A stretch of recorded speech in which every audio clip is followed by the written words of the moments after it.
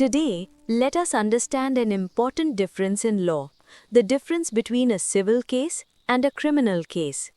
Many people think that every legal issue is a crime, but that is not correct.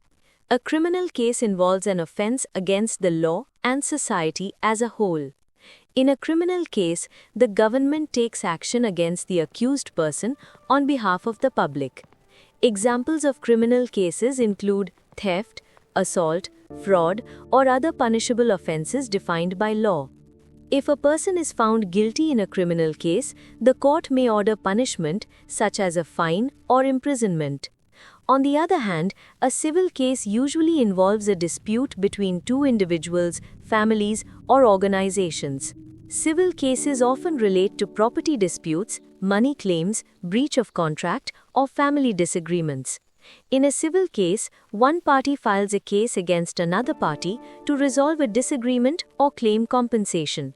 The purpose of a civil case is usually to settle the dispute or award compensation, not to punish someone. The key difference is simple.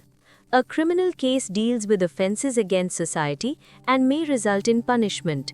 A civil case deals with disputes between individuals and usually results in compensation or legal resolution. Understanding this difference helps remove confusion and prevents unnecessary fear. When we know whether a matter is civil or criminal, we respond correctly and responsibly. Know your rights, understand your responsibilities.